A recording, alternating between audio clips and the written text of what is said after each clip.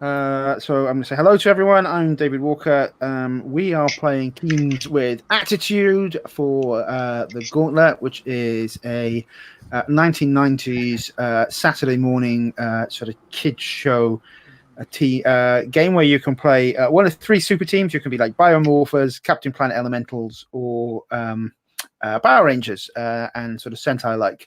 This is a game by David Brunel Bruntman. It's available free at the moment. The play test kit on DriveThruRPG. You can back him on Patreon.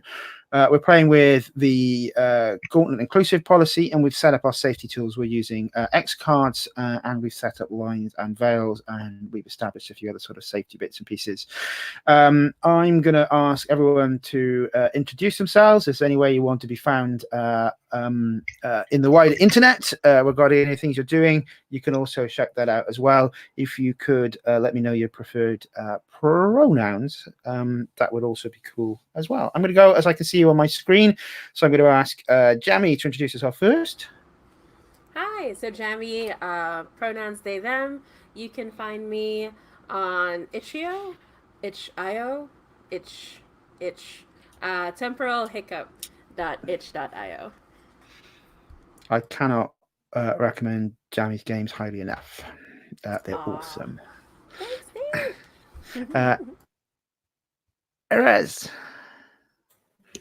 Erez. Him. I don't. I mean, I exist on the internet, but I don't have anything special. If you search Erez 87, you'll find me in the past. You are yeah, if it's a 90s as we've identified, would have been young. I would not have been young. Pearl.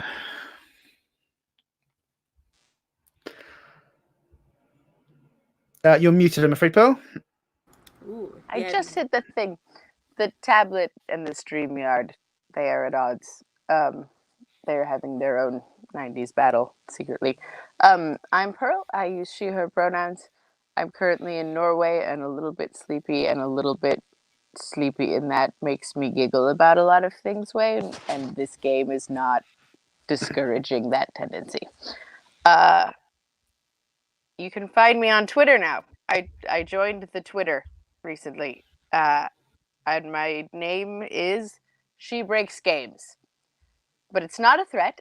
It's just it sometimes happens. Cool. Marco.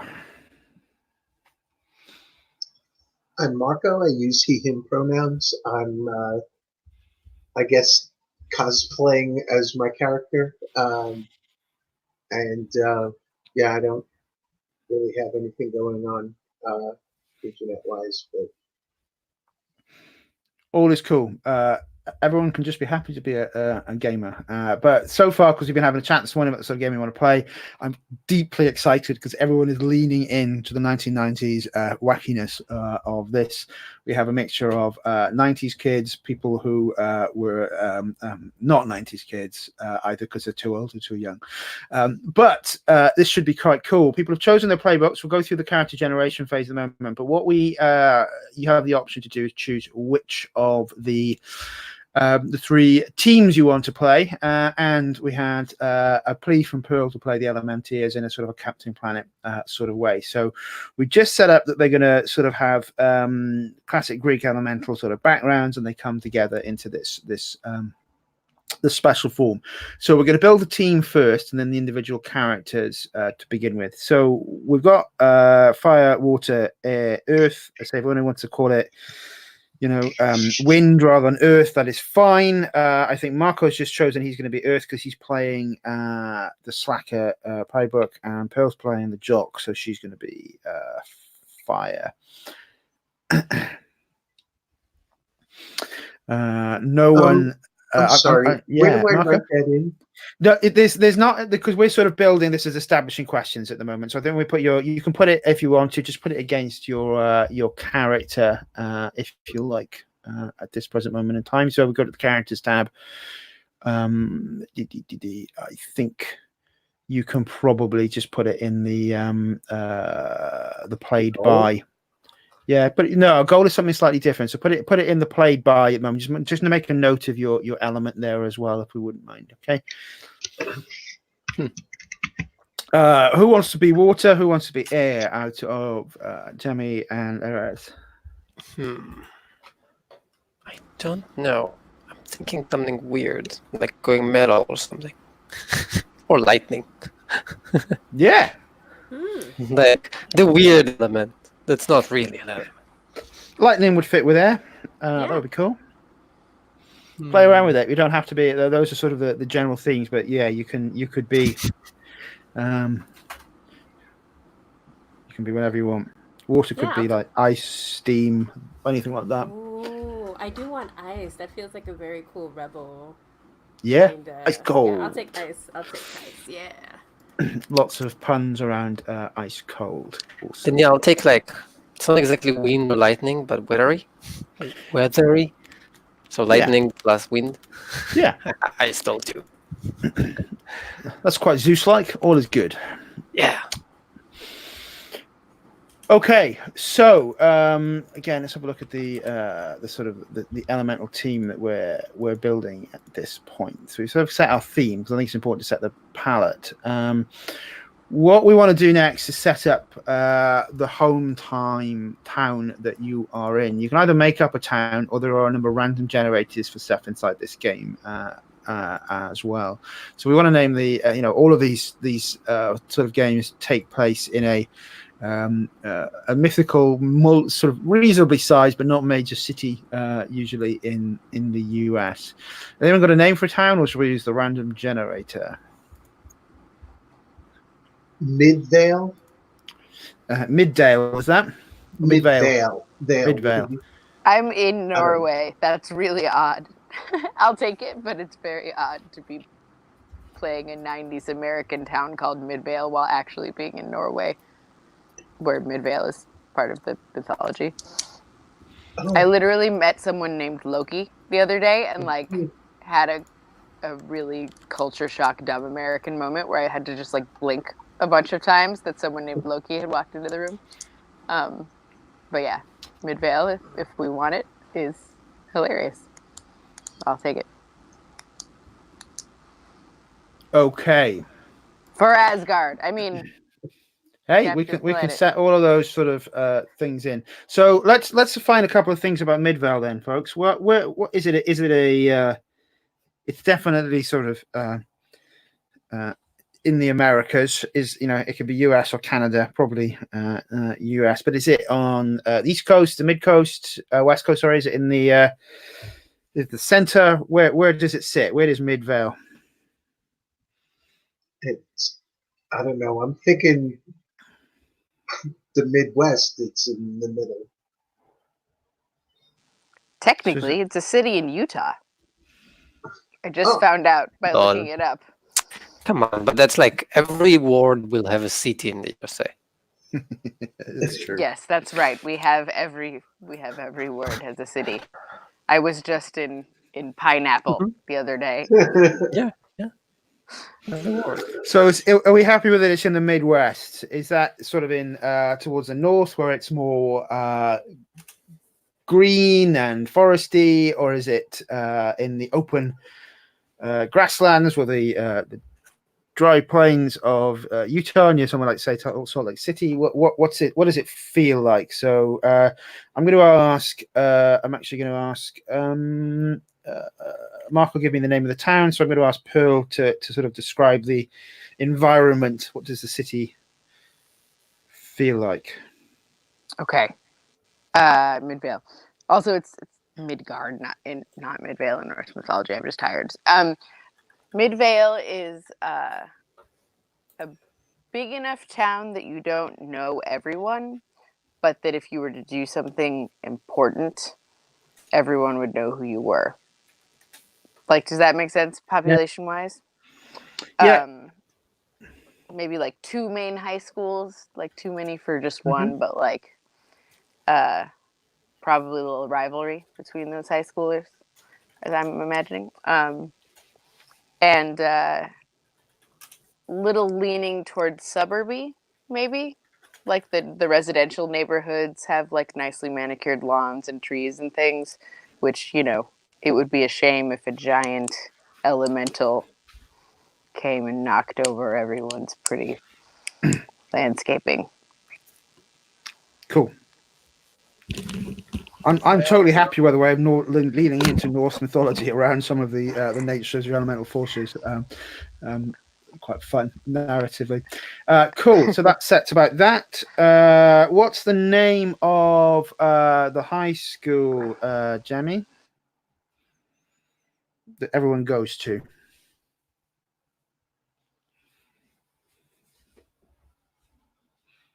You're muted, something.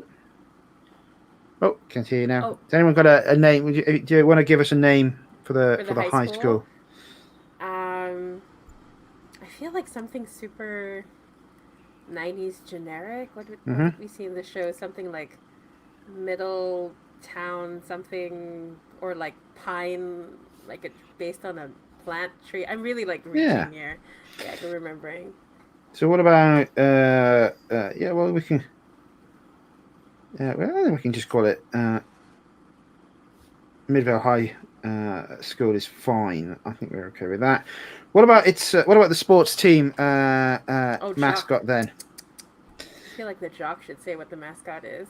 What sport are you famous for, Phil? Oh, it's my totally awesome breakdancing, actually. What? I have like really fly moves on the dance floor. Like I'm like a b-boy, you know. So the team is famous for breakdancing and has a dance team.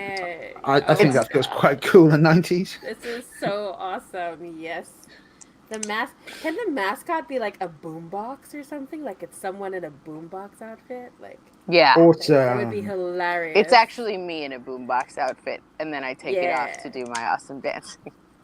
Yeah, like this is kind of like... It's like, is anyone else other than you in the team? I think we'll establish that. Not on the jock front. I can't have rivalry with my team. But I don't think I do anything else. So for the whole rest of the creation, I'll just dance. I will have some additional pieces that we can add to that momentarily. The team get to choose their hangout spot where they can all sort of come together. Examples, again, we can randomly generate. Someone can suggest it could be like a mall, not the beach, because I think we're near the beach, an arcade, the recreation center, a video store, a pizza place, or anything else that you might want to suggest. Where do you hang out? I love the arcade. That's like that'd be super cool. It's super 90s. We don't have those anymore, sadly. So I'd love that. Is it like tied to a pizza place? So you like get a slice and then go do some skee ball or like whatever else? Oh my gosh, super cool. Yeah, I agree. So it's like an arcade with somewhere you can get junk food, and it's got other things like you say. Love it. That's coming to life in my head. So presumably that's where all of the kids in town, in a not too big town, will hang out. Probably from both high schools, and hijinks will occur. Okay, what's it called? Like, it has to be like a name, right? Like name apostrophe S, like we have Jammin' Jacks or something. Oh, that's cool. I like that. I feel like I'm going back to the 90s, and I've never been in them, really. So Jammin' Jacks, arcade, and Tsar Hut. Okay. Yes. He was from the West Coast, and he's come to the Midwest, and actually is one of these horrible monsters that put pineapple on pizza.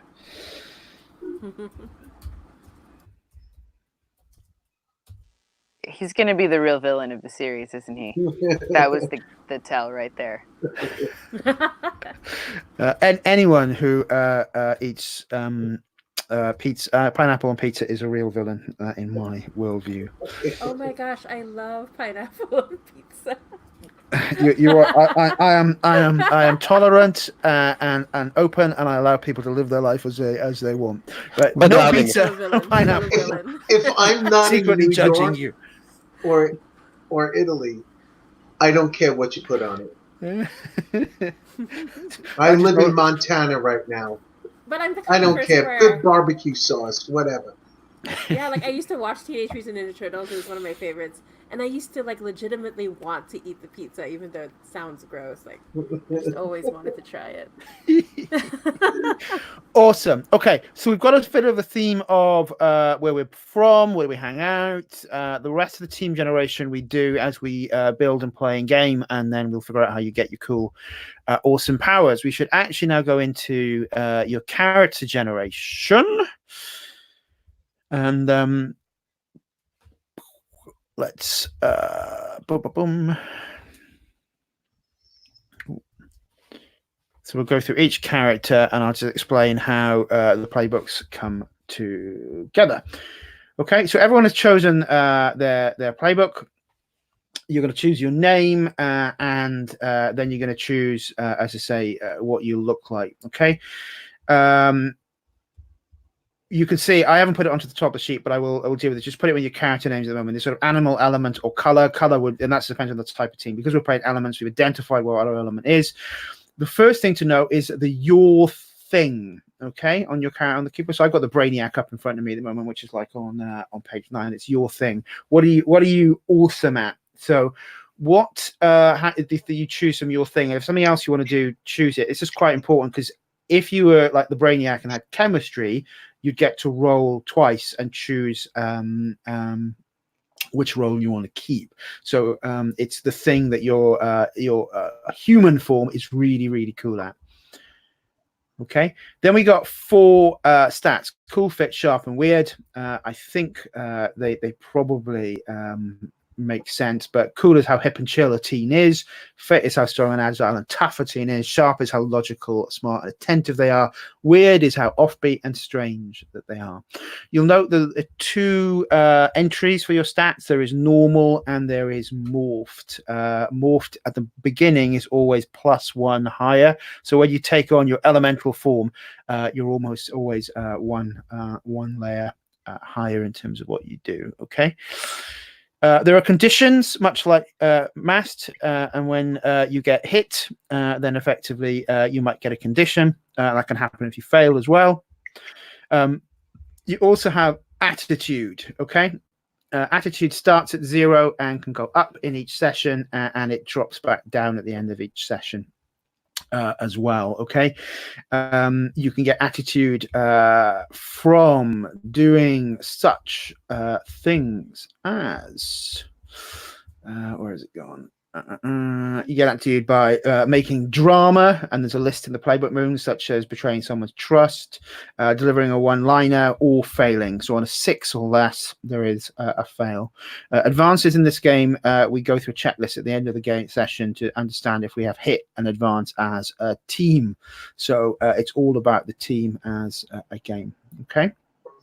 So it should say on the playbook in the PDF how to assign your stats. That's usually on the second page down. So we are looking to determine your age, which is usually between about 14 or 18. You can roll for your look or put your own look in. You can roll for your thing or put your own thing in. Try to keep it really tight. So, for instance, as I say, the Rebel could be absolutely awesome at rock music or rapping, if that's what they are down with and cool. Okay, so let's take just a few minutes to start with that first phase, and then we're going to do some establishing questions around it. Assign your stats, sort out your look, and then your thing. Okay, obligation again. We'll establish those sort of things in a moment. Is that clear with everyone? I'm asking you to do there. So start filling basically. Yeah, start filling in. Just start choosing. Effectively, if you follow your list, folks, down to the end of 3, the thing is, when you choose your thing, there's often like an establishing question, such as like, who taught you to do your thing, and that allows you to start building some NPCs into the game as well. So do I have to choose a thing from the list? No, those are to help you. If there's something that you really think you want your character to be awesome on, use it. I will try my best to reincorporate it, trying to keep it focused. Like someone had initially, they were going to put like they were good at breaking brownies. You'd be better off putting bacon, and I will put a bake challenge into the game in a Great British Bake Off style, right? Because that's it's got to be a bake sale that your character is going to be at the heart of. But these are. The first sort of stage. So on your in the character keeper, it's Mary Berry down or 1, 2, and 3. Mary Berry or Prue? You can't ask me to choose between two actual real queens of British culture. My natural spirit is to go towards Paul Hollywood. Okay. Look sternly at people.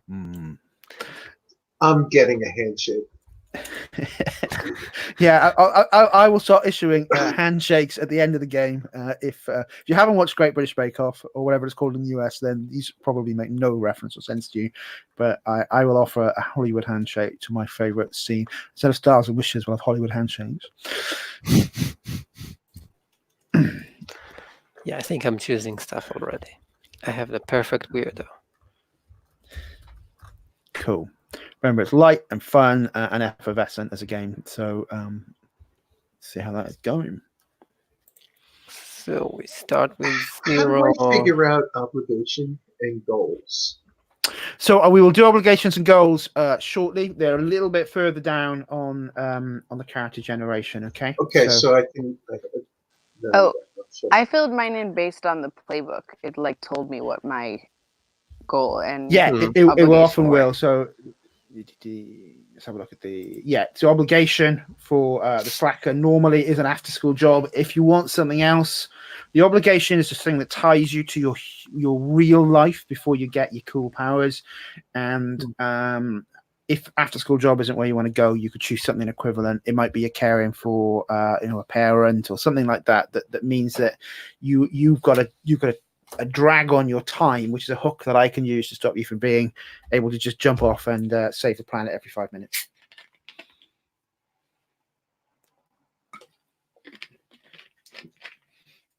You get 2 moves out of the list to begin with, folks. Okay, you get 2 moves out of the list.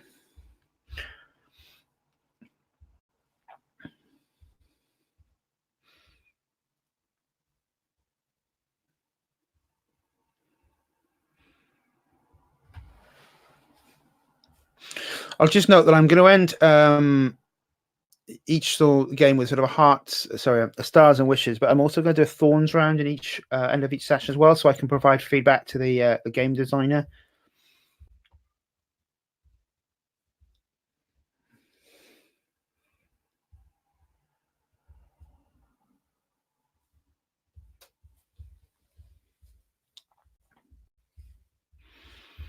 So, Jamie, the rate for the stats is on step 5 on the making your character playbook.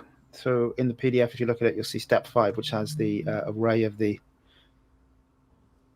Yeah, I saw it right after. Oh, cool. I just caught up with the chat there. No problem. It was my bad because I'm used to it being somewhere else. I actually like this layout better where it's right after the character sheet. So when they print back to back, each person knows exactly what they're supposed to do. That's such good design. I am really liking the way that David lays out his games. Pearl, this is the same guy who wrote Hogwarts. Oh wow, Hogwarts is really gorgeous. Yeah, Pearl had a great game that was run by Ludo in the summer, August. I'm taking a personal moment of silence for that first session that the video didn't make it from. I've never gotten over it, really. And that's why I don't like Gigi, because it's unstable. Oh no! This is not as flashy, but it is pretty neat. Once we've built the playbooks, we'll go through some more establishing questions. We'll take our break, and then we'll go into play, and we build the rest of the team session team activities actually as we understand how you get your powers.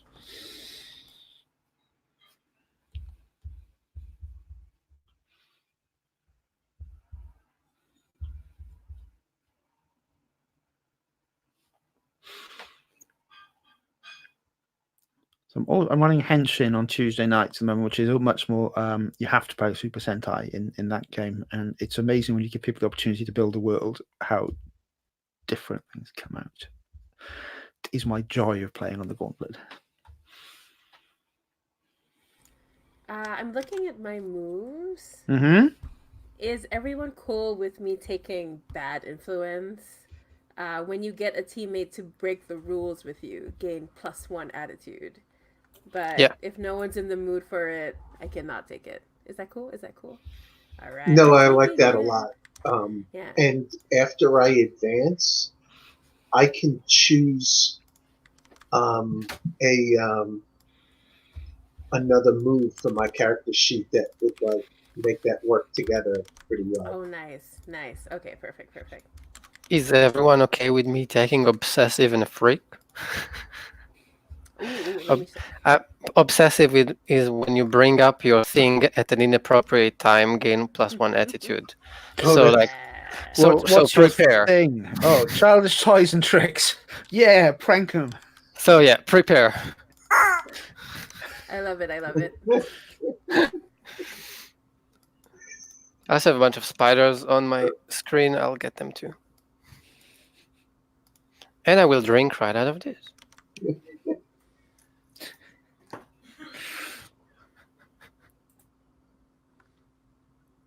Oh, all these moves are so good. Oh gosh.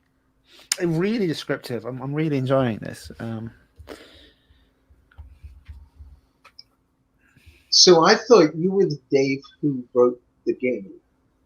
No, I saw the same first name, and I didn't. No, it's I am not the Dave who wrote this game. I'm just to say one of the people I back on Patreon, and I had been thinking about doing something as a Sentai hack, either of Hearts of Wulin or Masks, and this came up. I'm going and it's in the 90s, so we can have a banging theme tune. Do you want me to literally record a theme song? Because I did that last time I played Storm Riders, and it's the kind of thing that I do if I'm not told not to. I would say no one's going to object to you writing a theme song, Phil, for our super team. Yeah.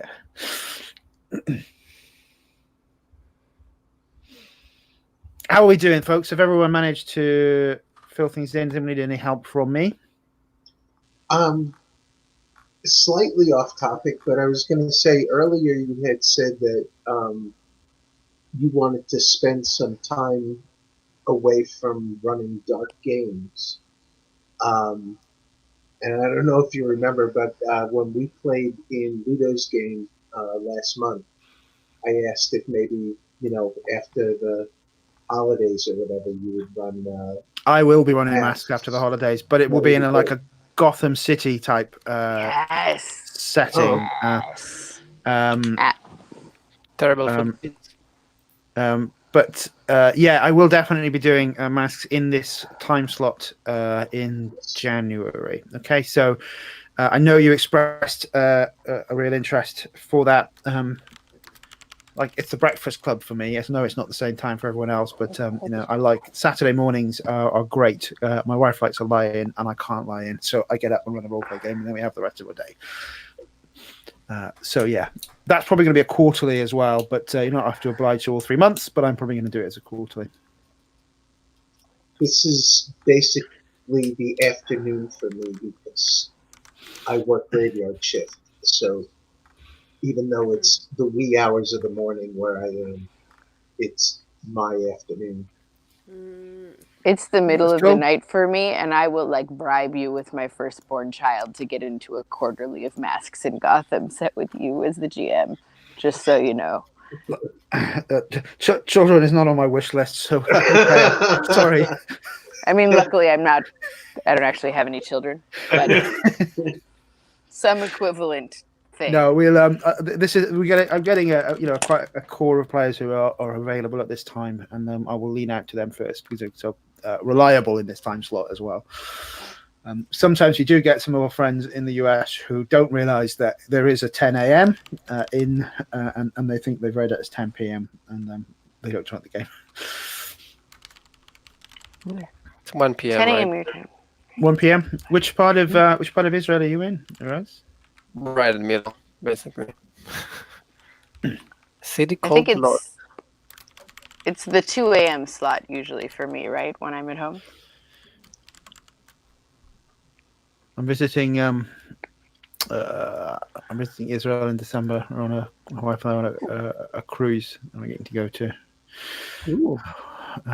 Definitely towards things like Jerusalem, Bethlehem, Galilee, those sort of areas, but it should be quite fun. It's been a long time since I've been to Israel. I'm in Montana in the U.S. and we've been pretty much in snow since the beginning of October.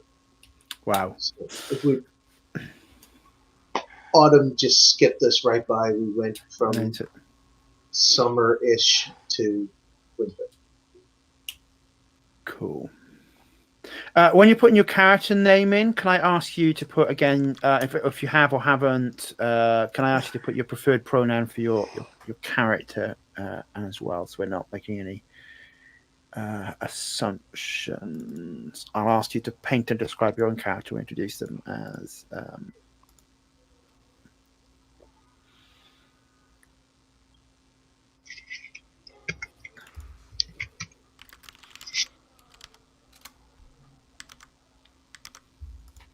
I just had to add white tips to my hair just for maximum 90s. totally right. I also made sure to specify in my haircut that it was just long enough that I could put gel to spike it. Oh, yeah. I was going to do a buzz cut for the jock, but I was like, nah, you got to have the spikes.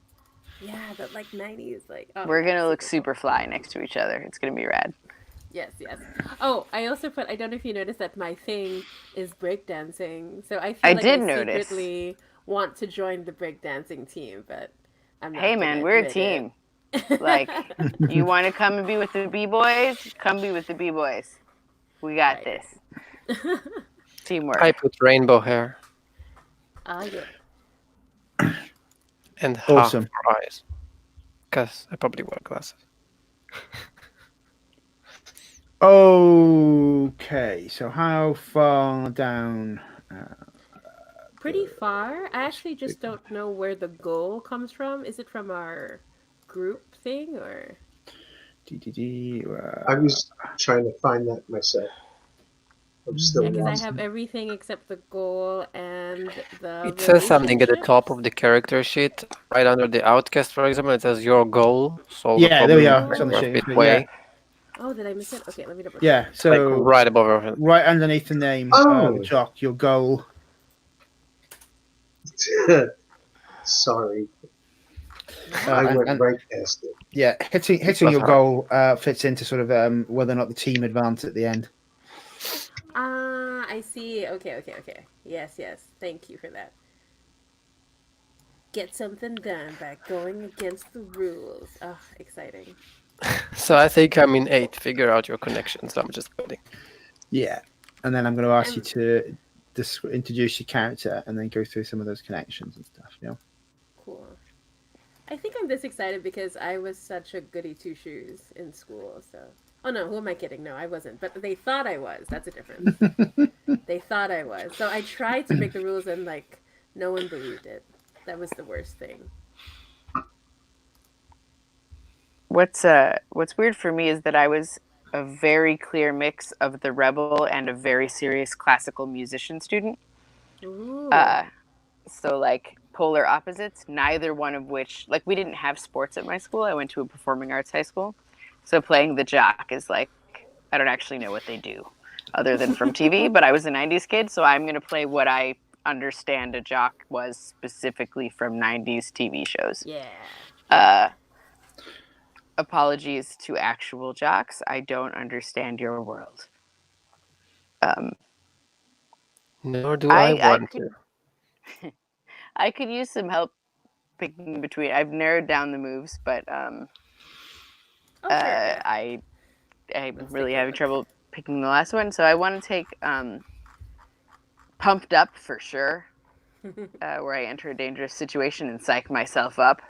Because Nice. obviously, that little pre-dance before you do your breakdancing moves where you look like you're just kind of like walking weirdly for a minute, but like with more one-liners. But then there's Team Captain, where you talk to everyone about the importance of teamwork while working together.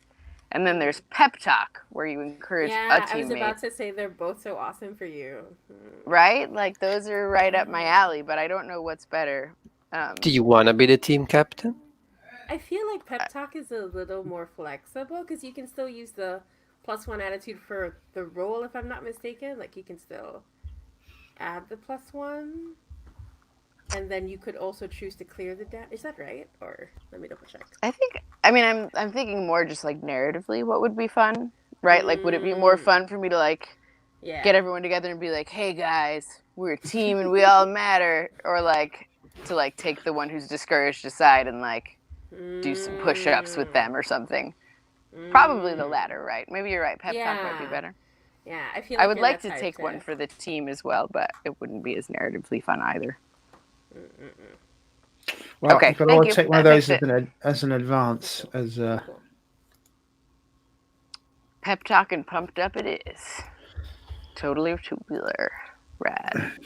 The totally 90s thing as well is you've got to have one of those sort of hand grips things that you're squeezing at all times. Oh yeah. Oh, where's my? I have a sweatband I meant to be wearing. Dang it. I'll find it.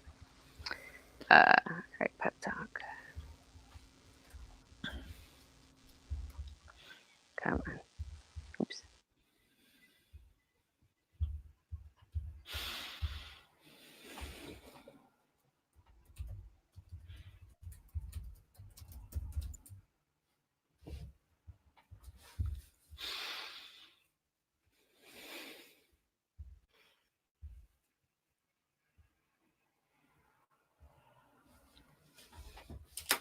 Okay, Dave, can you just reformat after I paste this second move in? Can you reformat it for me? Sure. Because my phone is being a jerk. Sorry. It's not wanting me to do things, and I feel like it'll take less time. I'll just have one more thing to add, and then if you tell me the ones you want, I'll just because you want Pep Talk. I'm just gonna. The other one is Pumped Up. Sure, let me put those in for you, and thank you. I think that's probably the easiest way to do it. And I think I've picked everything else we're supposed to, except I don't know where my name goes. Right at the top. In the actually it's okay. I see now. Okay.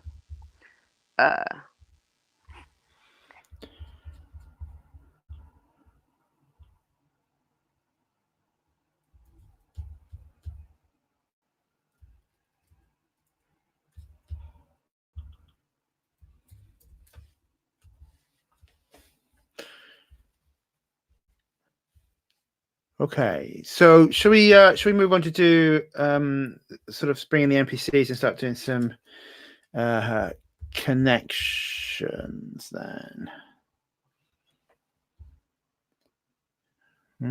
People choosing the cat. Oh, did we choose what makes us gives us our powers, or is that later? We play that in the second half of today's session, Marco. So we discover who your mentor is, how you get your powers, all of those sort of things are we learning game. Part of Nice.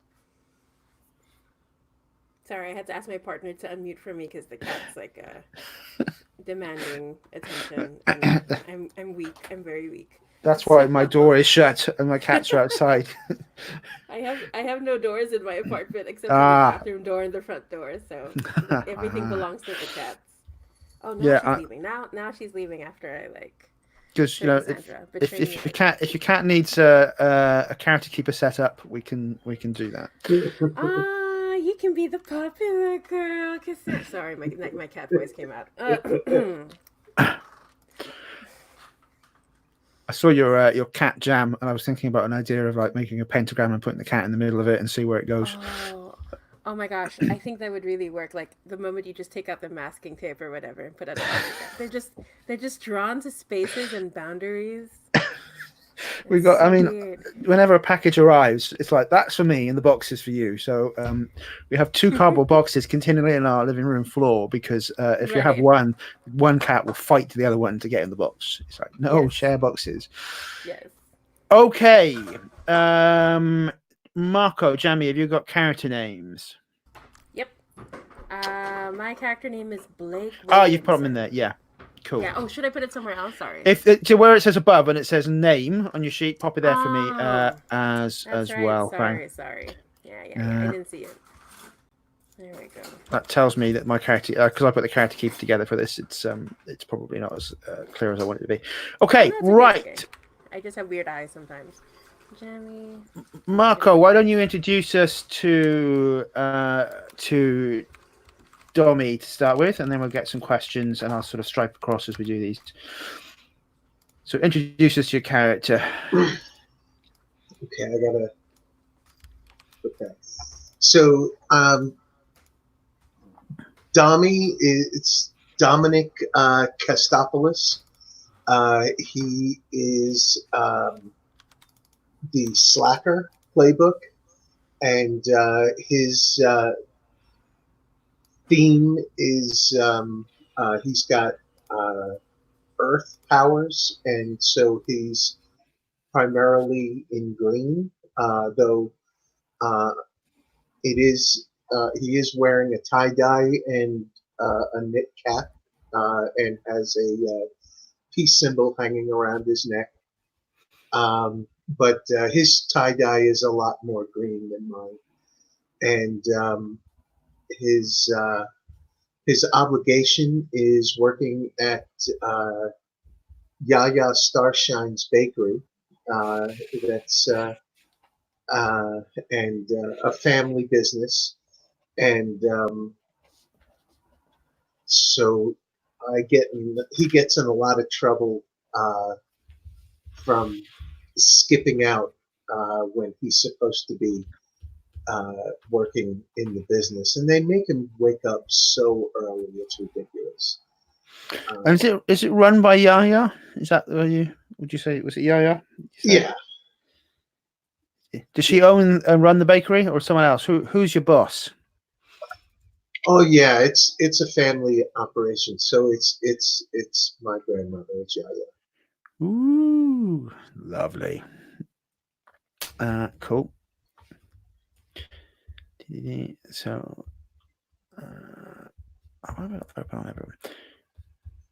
awesome. Right. So I want to just pick up. I think one of the key things every character has, they have a thing that they can do. What's Domi's thing? Baking. Domi makes these amazing brownies, and they're so good that everybody who eats them chills out and they relax. He can convince people to be cool by baking things for them. Awesome. I have a question that I probably should have asked earlier when we were in the tone section. Yeah. But do we envision this group as a live action show or an anime? Like, how would we describe our actions? Like, if it's a cartoon, they would be different Would it ways. make sense if it's like one of those shows that's inspired by anime but made in America? Does that make sense? Like that kind of. Yeah, I think it's my preference, unless anyone disagrees, is probably for like a real cast show rather than, though it's comic book adapted for screen as probably a visual palette, if that works for everyone. Sure.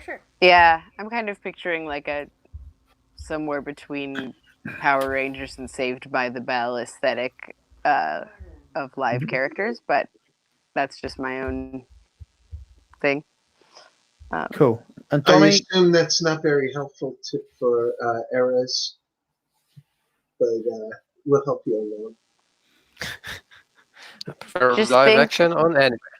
Teenagers and a lot of neon colors, and you're like gonna be fine.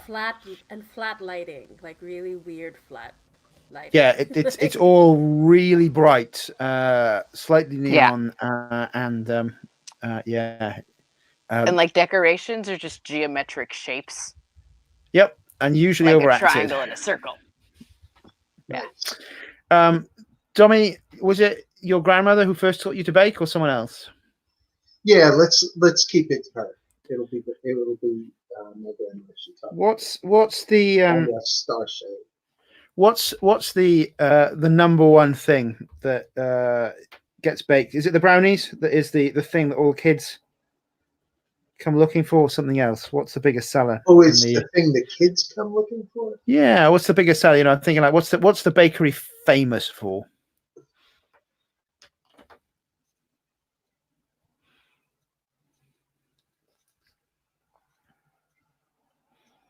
I guess we should stick with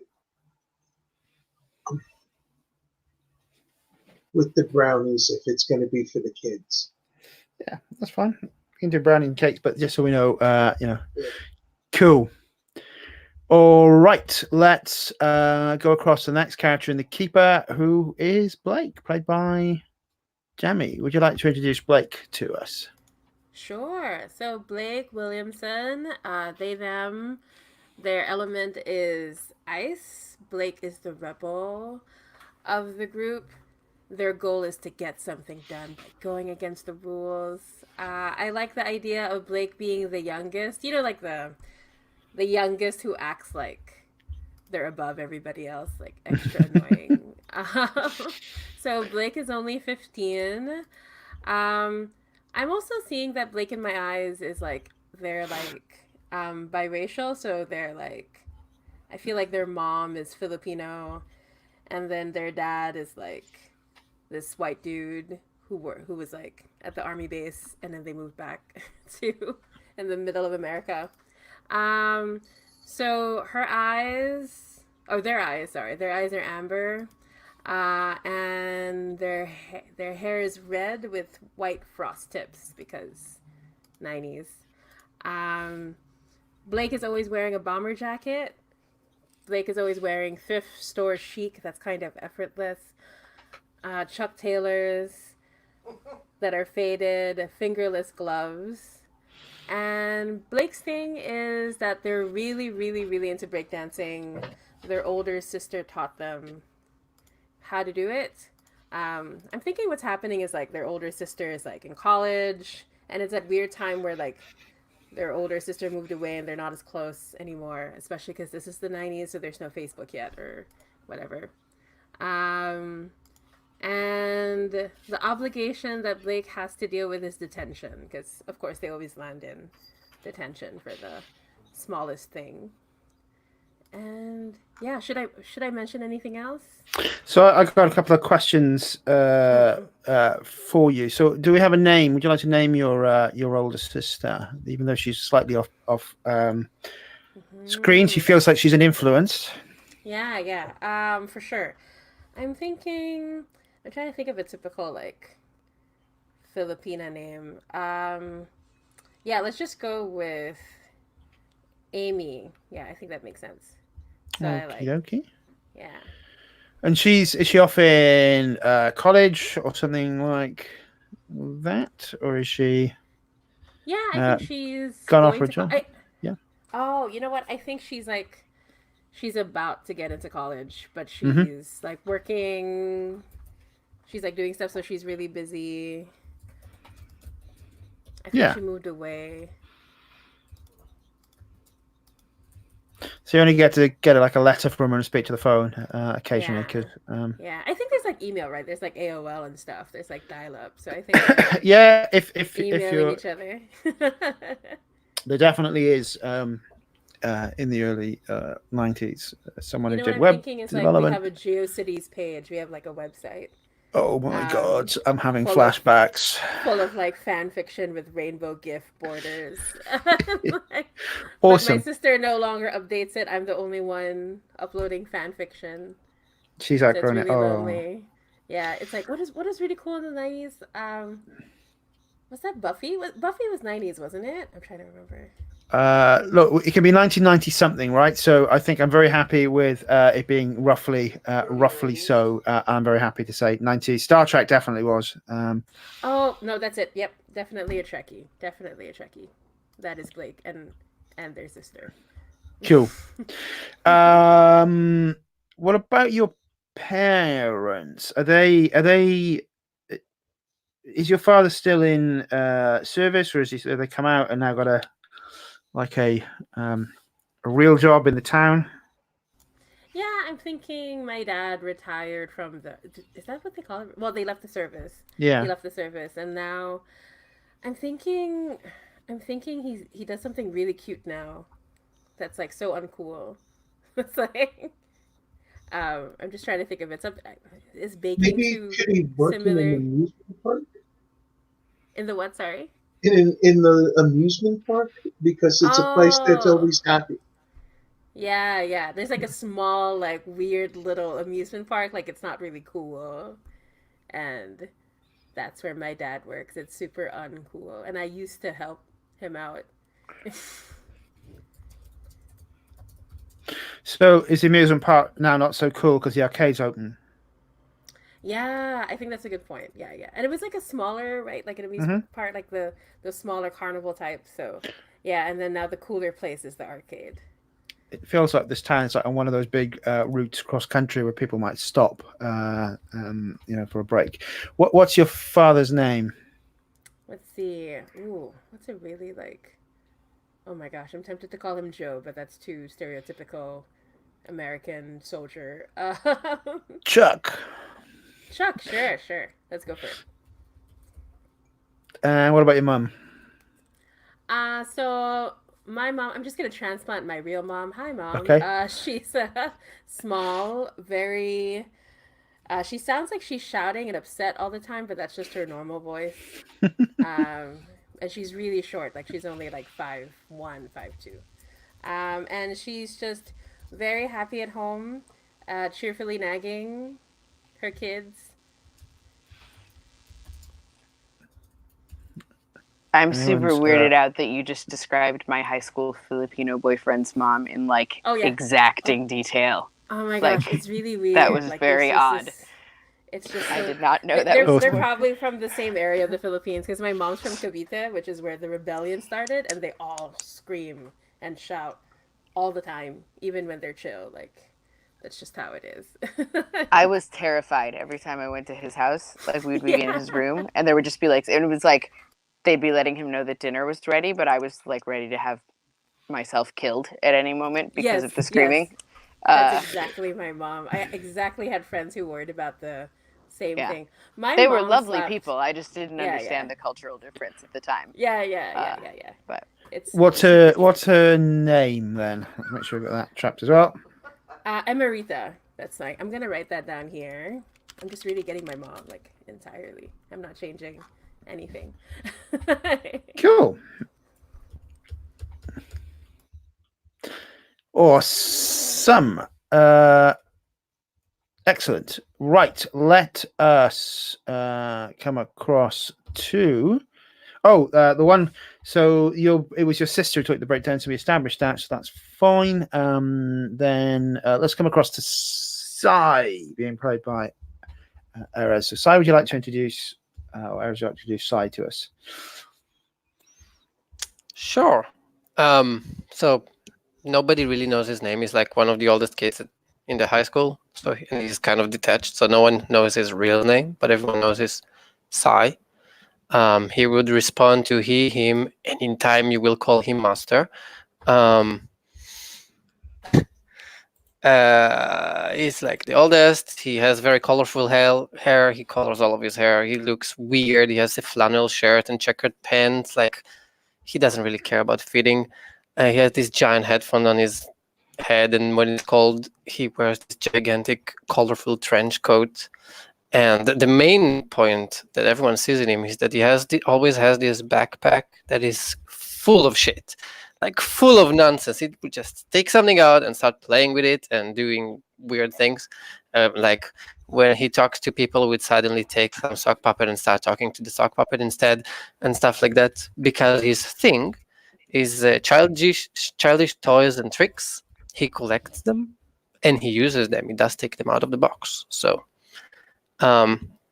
his obligation, he's a moderator of a large collectibles forum online, so that's important. I don't know what else. What does Sai collect? What's the toy or the collectible?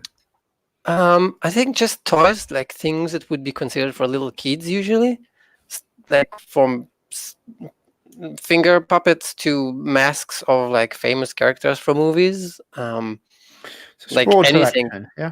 Yeah, he just likes toys. He's like 5 in his mind, so awesome. Just like me. So, who's your best friend on the forum? Who do you speak to most? Fancy Unicorn 16. I don't know. That sounds like a nickname from the past and the present. All is cool. And what's your thing? So my thing is childish toys and tricks. And yeah, who taught you, or how did you get into collecting these cool things?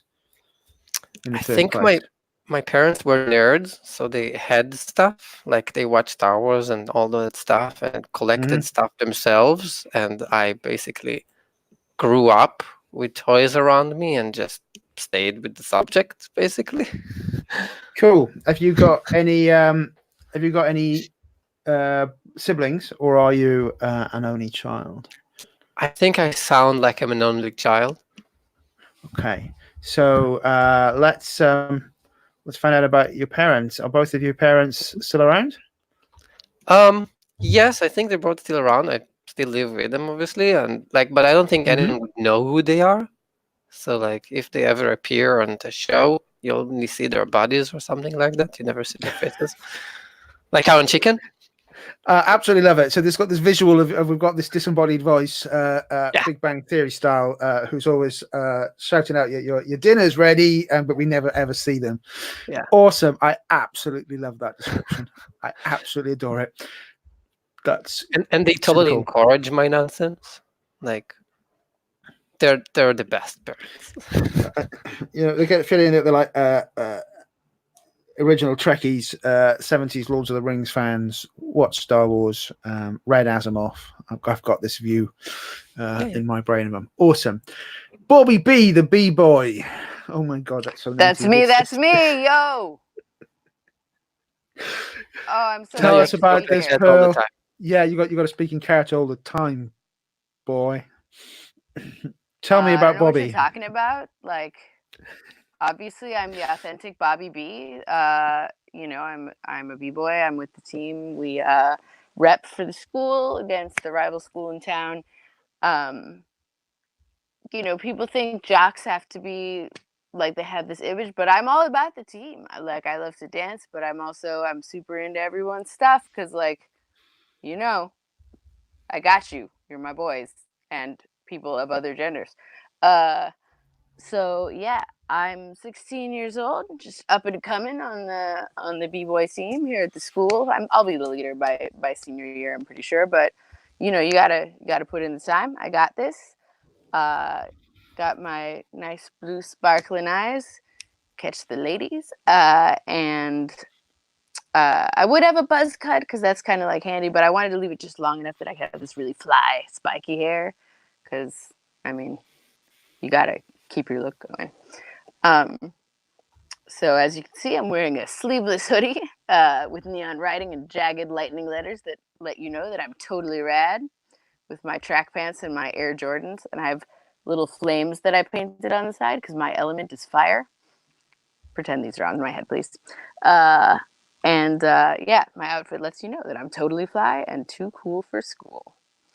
And I think it's totally awesome that Blake is learning to breakdance because then we could be on 2 teams, and 2 is better than 1. I learned that in math class. So, yeah. Also, their older sister was like pretty sweet, you know? Like when I was younger and like first starting to learn my fly moves, I would like she had some cool moves. So anyway, we don't need to talk about that. The point is, I'm Bobby B. I got you. And this is gonna be awesome. This is awesome. And so your thing is breakdancing. Who taught you to breakdance to start with? Was it also was it also Blake's sister?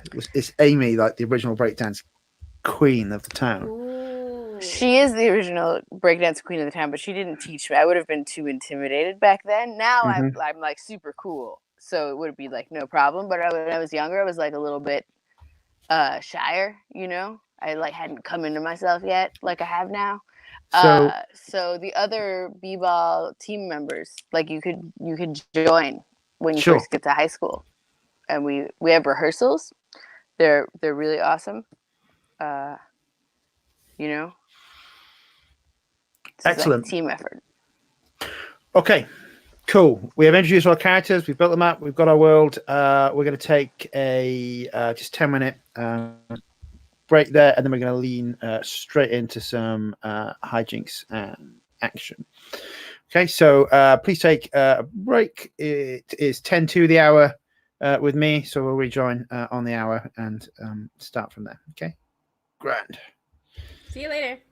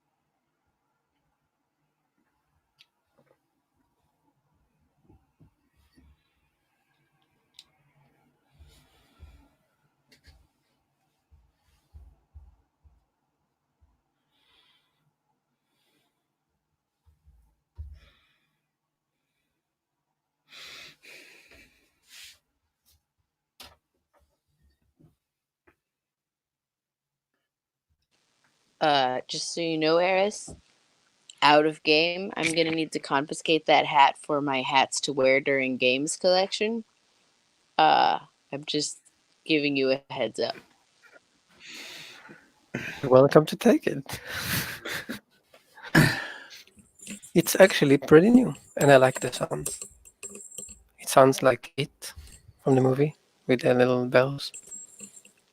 I once wore a collar with a bell for a game of Visigoths versus Molgoths, in which I was a cat girl goth fairy thing, and spent like the whole game batting at it to make it make that noise. So I got you.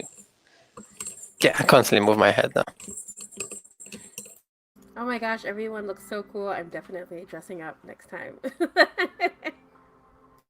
I have some things for other sessions that I should probably leave for other sessions. I will probably be back in the States by our very last session, and then you will see the glory that will be my 90s look when I actually have my own clothing beyond what's in a small carry-on suitcase. So Awesome. I don't actually have costumes. I actually do have a bunch of weird stuff that I just sometimes use. I mean, that's what I mean by costumes as well. Like, yeah. I collect vintage hats and things. It's not for. I didn't buy them for the games. They just were there, and then the games happen. I didn't buy this. I was gifted this like a week ago. I have lots of hats too, and when I was trying to decide whether I wanted to go with the Hawaiian slacker or the hippie slacker, and when I saw baking, and yeah, you went the right direction, and you know it. Yeah. You are an amalgamation of like two of my closest high school friends, actually. One of whom literally wore a tie-dye shirt every single day in high school. Every single day. Like, would not wear a non-tie-dye shirt. And was, in fact, the first person that I ever smoked pot with. I'm not being out-hatted by no one. Oh my gosh, I'm so jealous. Wait and see. Wait. I don't have anything rebel. I have like a unicorn horn. Y'all are so lucky I'm not at home, because this kind of challenge, like, the fact that I am hobbled in a hat challenge is, I'm really struggling in this moment. So let's X the hat challenge, and we'll get into play. Okay, so let's sort of set the scene. The theme song rolls up, which Pearl is going to help us with for next time. But as we sort of see the scene open, we are focused on the outside of the arcade. Where's it gone? So that is... Yeah, Jammin' Jack's arcade and Zar Hut. What does it look like from outside, Marco?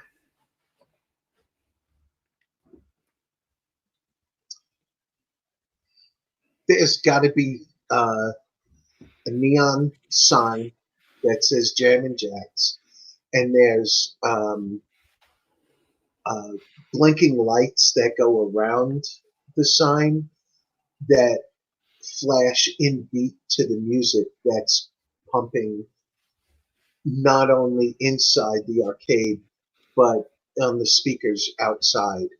So the whole neighborhood is hearing the bass pounding. Cool. And as the camera sort of zooms through the door and into the arcade, where do we see Bobby B for the first time, and who are they with?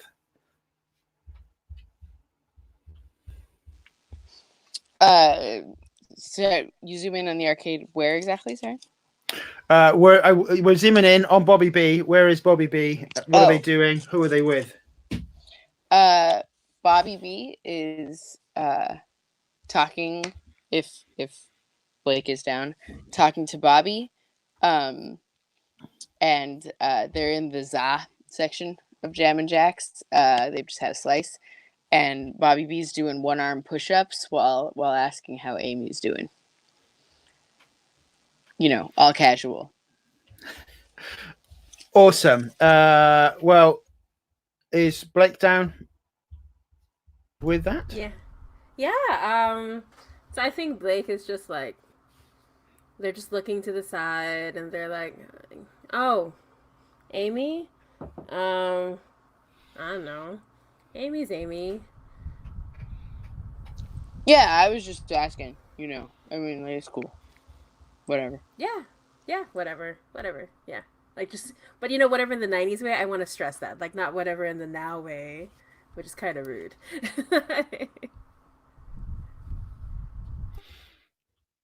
Cool. So yeah, I was just curious anyway. It's like no big deal.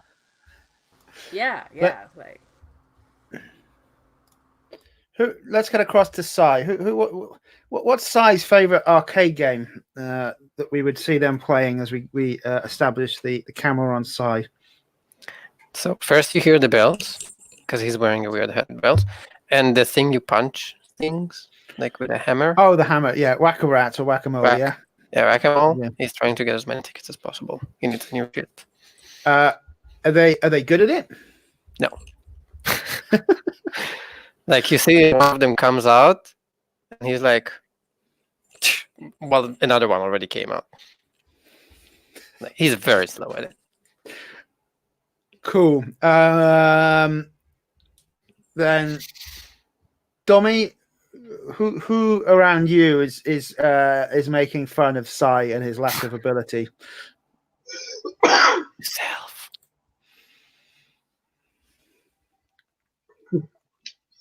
What? Sorry? Yeah, I missed something. So yeah, I think we just to reset that. Sai is trying to play whack-a-mole. Keeps coming back to it, but is absolutely awful at it. So someone who's sitting on like the same table with you is ragging on him, going like, "Why does that weird kid keep playing that game? He's so it's so not his jam. You know, I don't understand. He's like the weirdest kid in school." Who's being mean about him, and how does Dommy react? That's going to be Janet. She's one of the teammates of Bobby B and Blake, and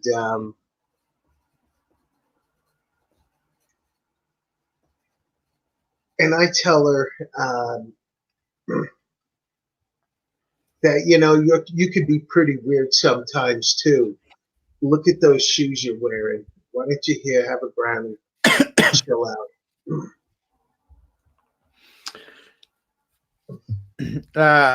She gives you a look, and it seems to me like what you're doing here is provoking someone with your words or actions, okay, and making drama. Okay, so I'm going to reshare the dice roller if people don't have it into the chat window, and it's powered by the apocalypse. So as per usual, it's 2d6. Choose your label for yourself and your preferred color.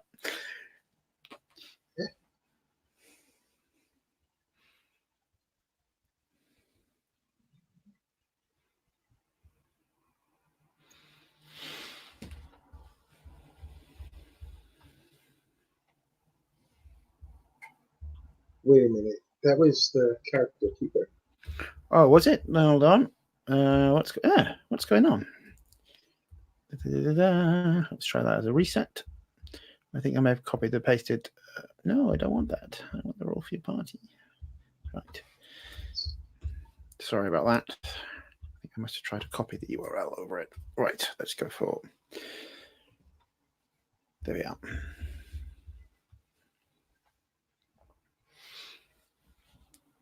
So you make drama when you're betraying someone's trust, acting on your feelings for someone, provoking someone with your words or action, getting involved with something or someone you shouldn't, and ignoring someone or something you shouldn't.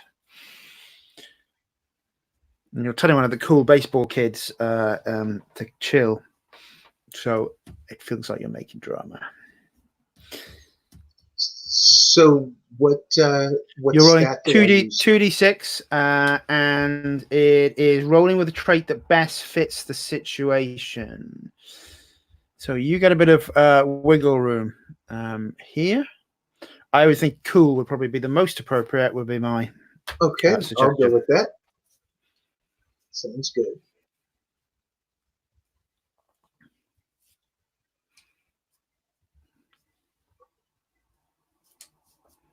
So I got a 7. So that's a middling hit. Okay, a 7 total, yeah? Yep. Cool. So on a 7 and 9, you get away with it, but the person you made drama with isn't happy about it, and you gain +1 attitude. So you sort of give her the brownie. She takes it and says, "You're lucky you've given me a brownie when you're talking to me like that. I ride with Bobby B. We don't need to explain ourselves to you. We're the cool kids around here. Don't you forget it." And they go off munching on the brownie. I just lean against the pinball machine and watch her go. Okay, so I think Sai wanted to do something fun or cool when we come back to Sai. So what is Sai now going to do? After you see him miss like a bunch of times, you see him just kind of go into his bag and take out how do you call it, a lunch tray from the school and punch the entire table of the things each time. So starting getting the tickets. Okay. So we see we see Sai fundamentally cheating at the game, and we'll come back to the outcomes of that in a moment. But as that's happening, it sort of grabs everyone's attention just for a few seconds until the doors of the arcade open, and we zoom in on the breakdance captain from the other high school. And they are looking across the room, and one of them makes eye contact with you, Bobby B. What's the dance captain from the other school's name? Billy J.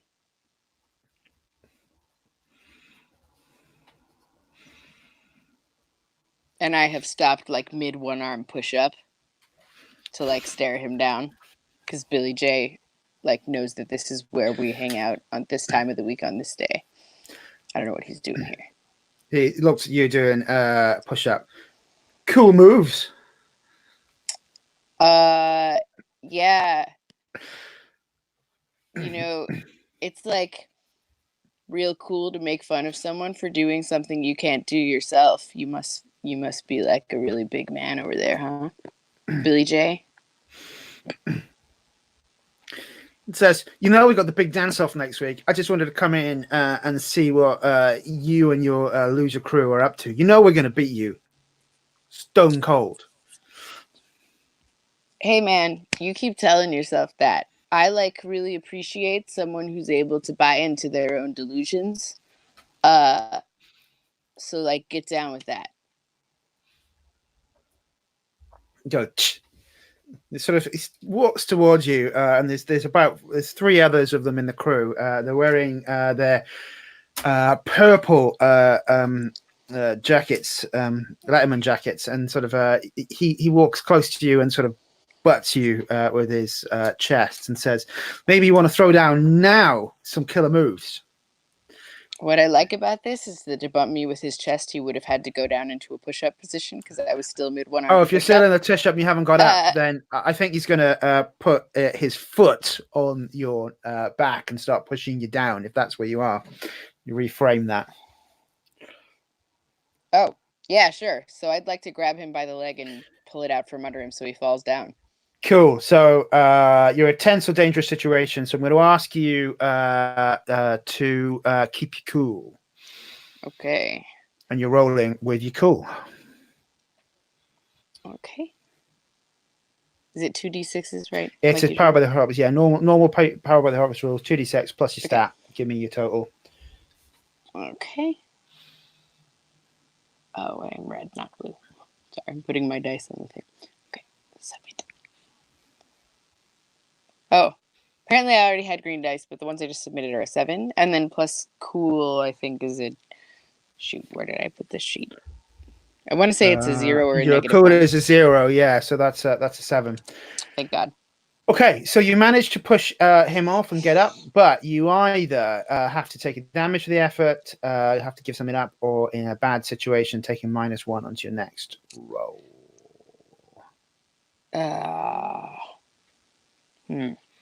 I leave you to have a think about that choice, and I'm going to come across to Blake. You see these folks bullying Bobby B. They're sort of all around Bobby whilst Bobby's on the floor. What do you do? Yeah, I think Blake, they're going to just like really casually step right up to. No, I think I trust. I trust Bobby B to take care of the main one, the leader. So I'm gonna go for the second in command, right? Like I'm sure there's like a second in command who's like all snivelly and Starscream like, you know. Yeah, absolutely. In fact, I'm going to give them the nickname Starscream because yes, yeah. And they have the most annoying laugh, like yeah, like that kind of gross. Awesome. Like vibe. Yeah, so yeah, you can see him. Yeah, he's the one who always sort of seems to escalate the situation, going, "Yeah, get him, Billy J, kick his ass." And I'll go right up to him, and I'm just gonna like square up, like right, like chest to chest, just like eye to eye, like this close, and I say, "Pizza breath. This is our time, our day. Clear out." You definitely just delivered a one-liner. When you deliver a one-liner appropriate to the situation, gain +1 extra attitude. Causing someone pizza breath is absolutely in keeping. So gain an extra attitude, and you are really at this point trying to defend sure. Bobby B, whilst Bobby is going to sort it out with... Okay, so roll to defend someone, and you're rolling with fit. My fit is 0. Okay, rolling.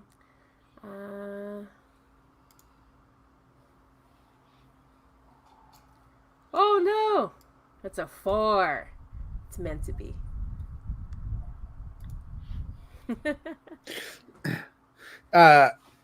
So when you call him... Oh, wait. Sorry. Can I... Sorry, I just realized. Can I activate my move? Whatever. Can I explain? Let me know if it works. The move, when you explain why you don't care about something, you can roll as if it was your thing, or should I have said it early on, like before the roll? I'm happy for you to do it now. Yeah. So yeah, go for it now. Yeah, I think. Oh wait, sorry, just one. So I feel like Blake doesn't care because I think in this moment the only reason Blake doesn't really care about this person in particular is because when Bobby B asked about Amy, like Blake was more focused on their sister, and so they're just going through the motions right now to try to distract themselves. So that's why it's like whatever in this moment. Okay, so what does that move does? Whatever. Sure, yeah, when you explain why you don't care, as yeah. if it was your thing. Yeah. So I'm just gonna re-roll the dice. Okay, re-roll selected. 3 and 4. Yes, 4, 5, 6, 7. Yes, just made it. Cool. not caring. Cool. One thing to call Helps me out so that we hopefully will get to see after this is when you get real the team element that you actually care about. What Yes. happened there? We get the feels. So, so you sort of Starscream looks at you and sort of says, "Who you calling pizza breath, pimple face?" and pushes you. Oh. Oh man. But you on the defend, that's the thing. You sort of whatever it. And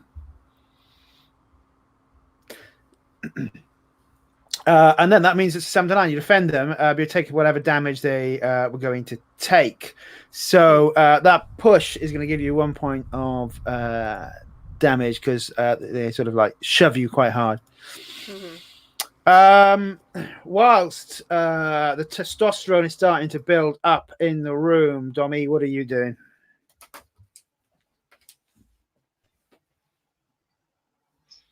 I walk into the room and say, "Hey, save it for the dance hall next week. This ain't the time or the place." And I shove a brownie into the mouth of the guy from the other team who started with Bobby B. I forget his name. The NPC. So I would suggest at this point, this is because one of the things you can do with kick some butt is force your target to where you want them to be. So I'm going to ask you to kick some butt and jam that brownie in their cake hole. All right, so that's going to be against fit. It is against fit, yeah. Which is +0, so I'm just rolling. But I got a 9. So on a 9, yeah. Now you can spend attitude if you want 1 for 1. So if you want to push that up to a 10, you can spend some attitude. Have you got it? Yeah, you can have some attitude, or you can accept 7 to 9.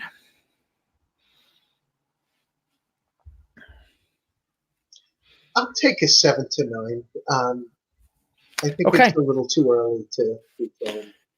So you are forcing your, presumably then forcing your, you choose one from the list. So force your target to where you want them. You literally slam the brownie into their in their mouth. And was this to one of the? Was this to Billy J, or was this to one of the others? No, it was to Billy J. Because if I get him to back off, then the rest of his crew will follow.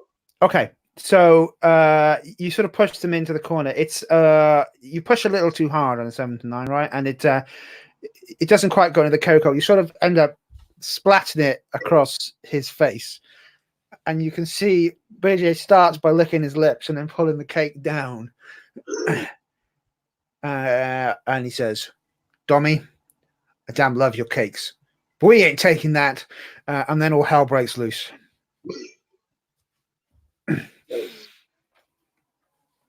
I'm not going to necessarily role play through the fight here. It sort of turns into a bit of a brawl. We will reframe the next scene that you're all in detention hall at the school. What? Yeah, but you were hitting the arcade devices with a tray. So we can have other reasons why people are in detention. How do we know that Bobby B has been in a fight?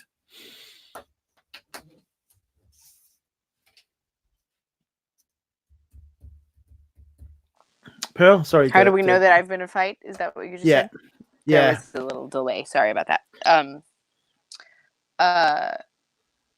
How would you know? I mean, like, obviously I wouldn't let any signs show. That would be like, I can't let people know that the other team be. Maybe just I'm a little bit like sulky, I think. because we were not like so triumphant that there's no doubt that we are the awesomest ever, and we are now in detention. So I'm just like a little bit sulky. Like, I'd really rather be practicing my like sweet moves than sitting here in this stupid detention hall. But I got in this fight. So in comes the head mistress, Mrs. Freya. Mrs. Freya comes in.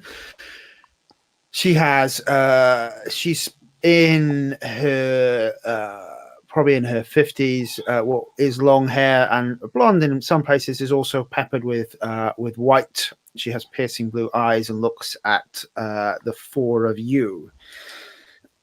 And sits on the table, sits down on the table, looking at you at your desks, and look at all four of you and say, "This is not the behavior we expect from the students at the high school. Would one of you care to explain how you got into a fight with the people from the academy?" Look, what's her name again? Mrs. Freya. I didn't get in a fight. Mrs. F, like, we got a rep for the high school. Those academy dudes like came in and were like trying to like literally step all over us. But like, you know, we got high school pride. Like, this was for the school. You should be like celebrating us, not putting us in detention.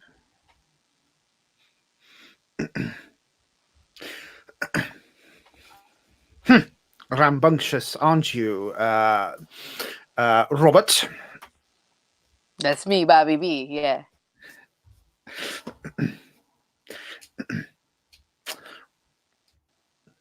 Look, I understand that you're trying to stand up for the school, but not everything can be solved with violence, Bobby. He stepped on me. Like, I wasn't being violent. I just wanted to stand up. Like, he literally stepped on me. It was weird. I think there's something weird about that guy. He steps on people. So he looks at Dommy and says, "Your grandmother will be very disappointed." Yeah. She doesn't like it when I waste baked goods on people like that. They're called losers. Pizza breath. Yeah, pizza breath made my brownies taste all weird after that. So she's going to be real upset. So I think I'm trying to, I don't know,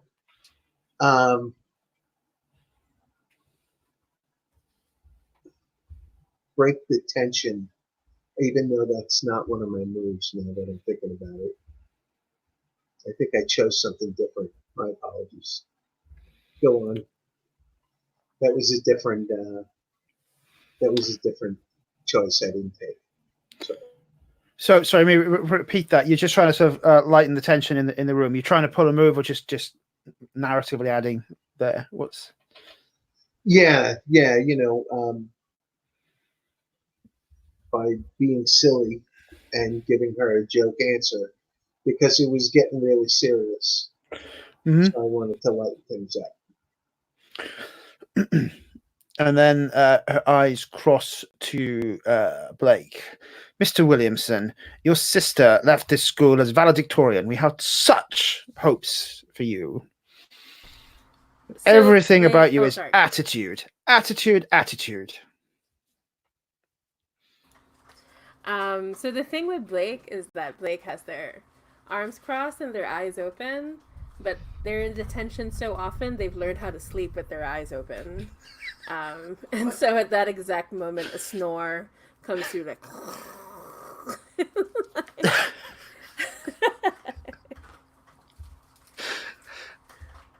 Absolutely love it. Delightful. My brother used to really do this in school, so...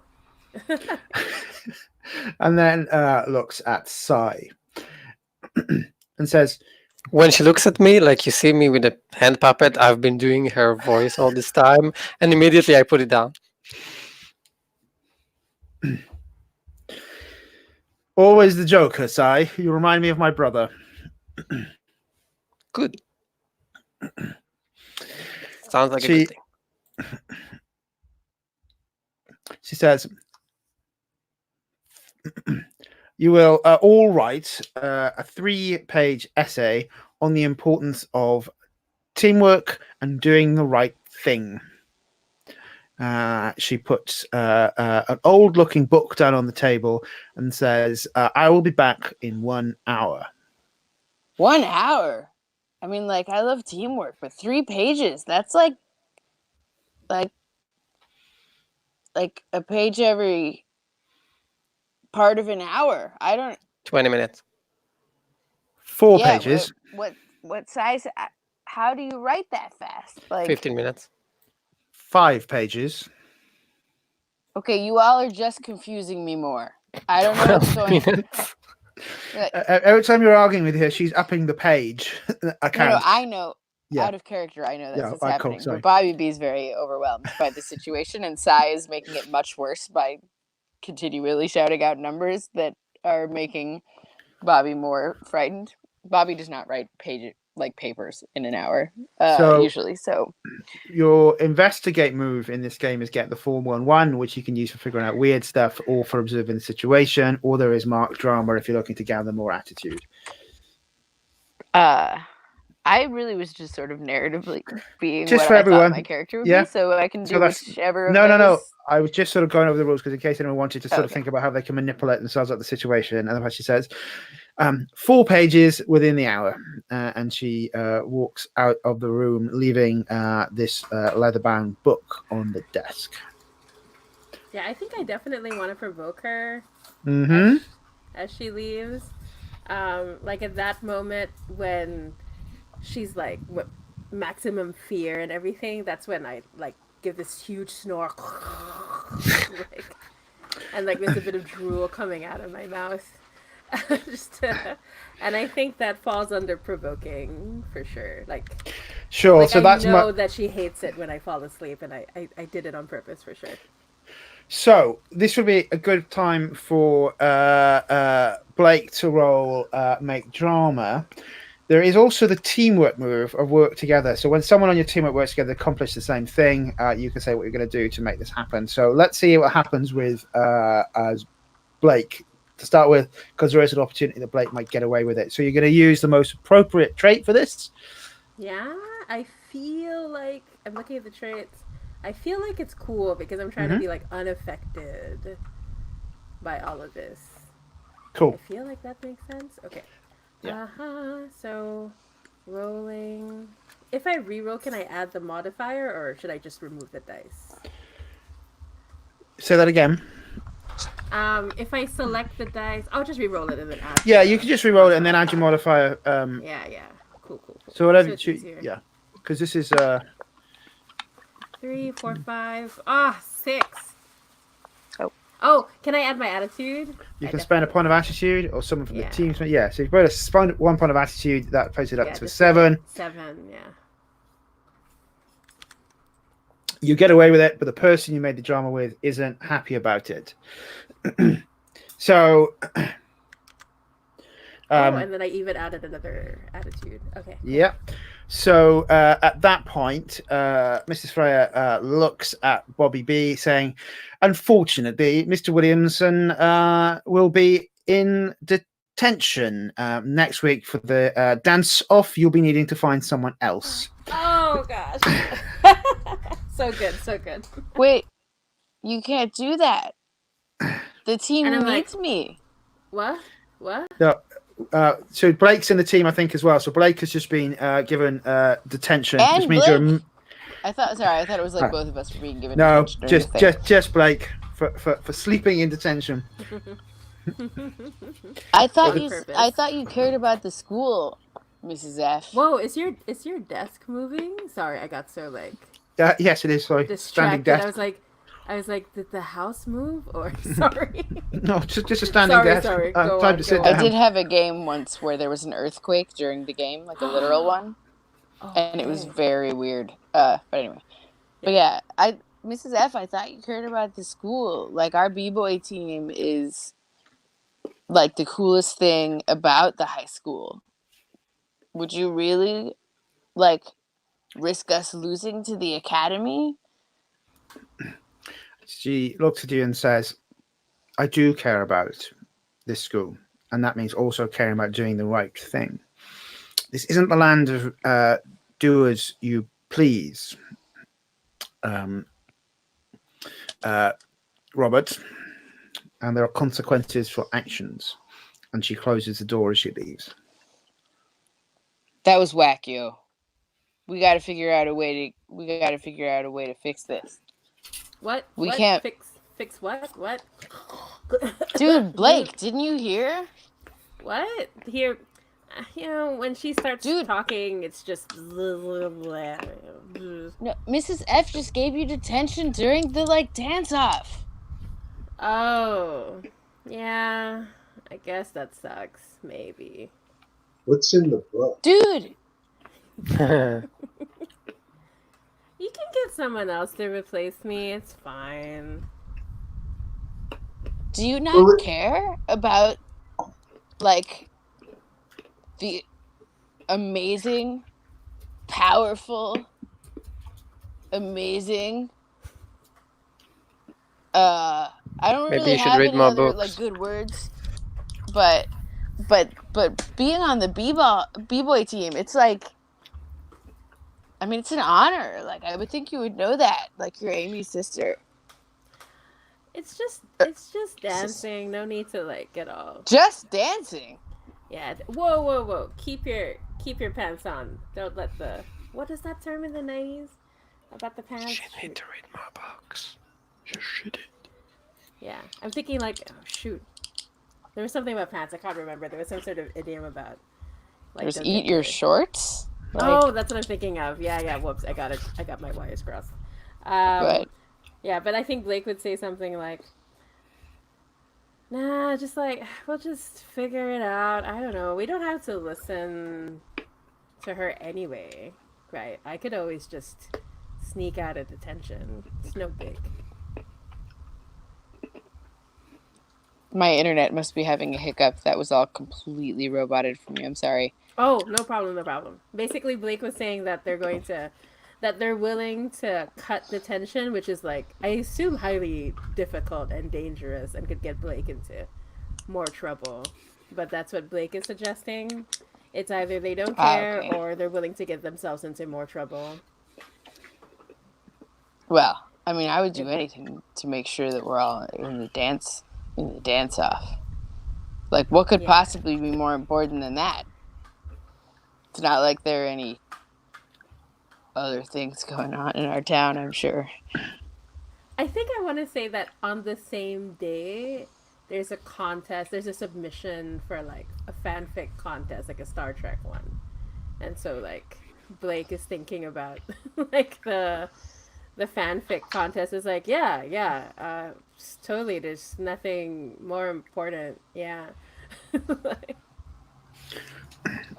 Awesome. So I think as you were having that conversation, Domi had gone over to the book on the table. So if you haven't already, Domi, roll a 411 with weird. Okay, my weird is -1. Uh-oh.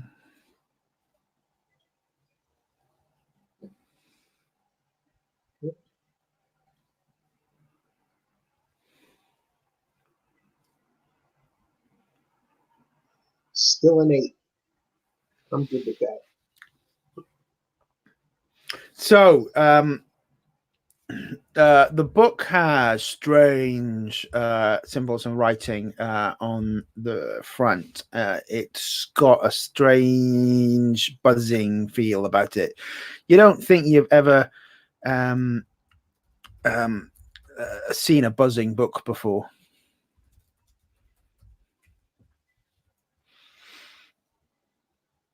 What do you do? I hold it up. I go, whoa, this is rad. Look. And I start waving the book around so that the buzzing sound starts making, a beat. So I'm going to try to provoke Bobby into dancing in the middle of detention.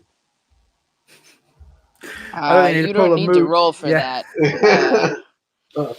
There's a like you can if that's what needs to happen mechanically, but otherwise I will totally start dancing to No, just start dancing. Oh yeah, I got to do the thing first where my feet shuffle around each other for a while. That's like the warm up. But then I'm gonna pull like a really sweet like head spin. You know what I mean? I don't know how much you guys have seen people who do. I had like b-boy friends in high school, so I'm envisioning them. But yeah, I'm doing a totally sweet spin, and like calling out like, "Tell us about the book, man." As you sort of we just want to describe a little bit what's happening here and set the scene as we see Bobby busting some fresh moves.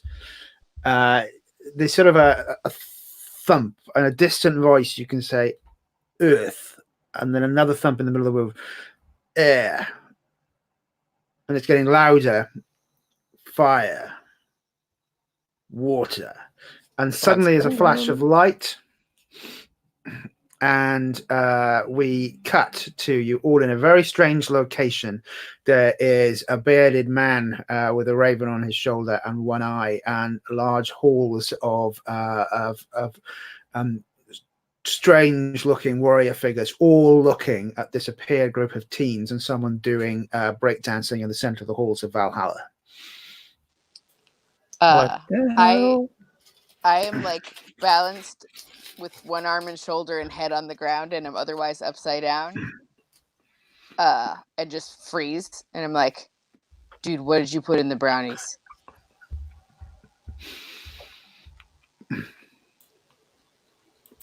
That sounds like a one-liner to me.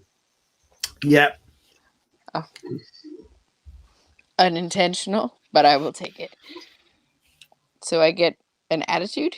Yes. You do.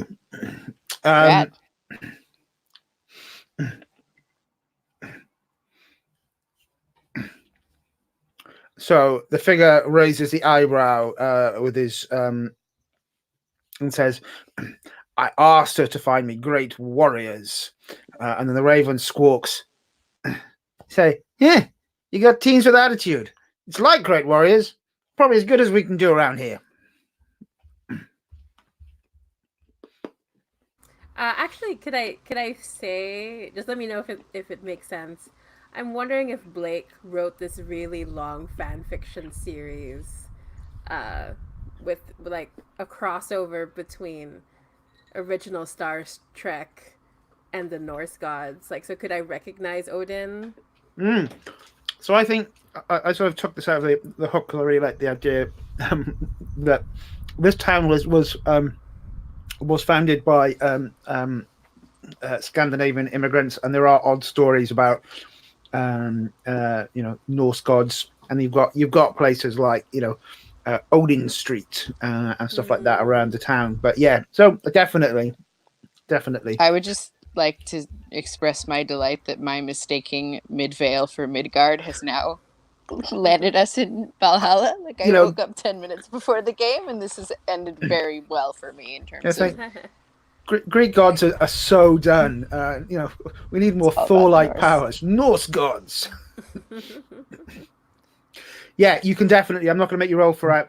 You can, if you want to ask some more questions of me, you can roll 411 with smarts. I read comics. I know who these people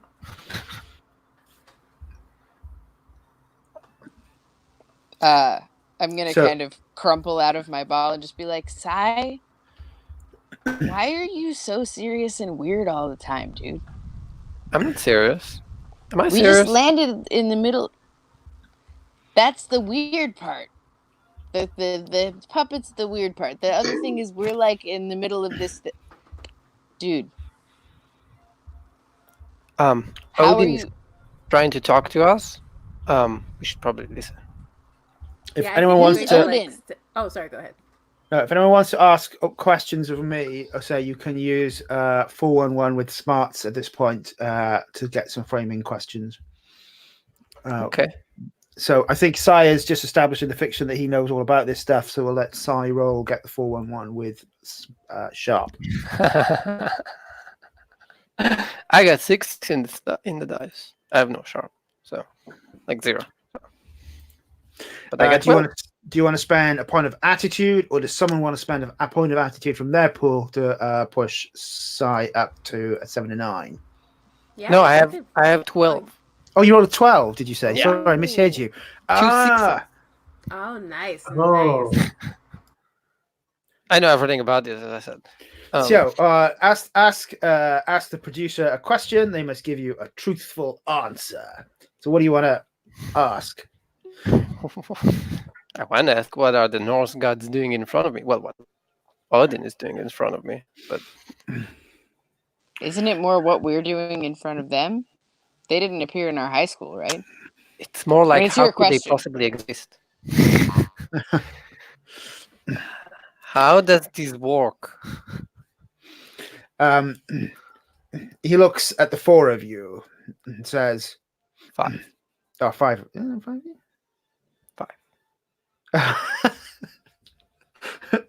Looks, yeah. The 5 of you.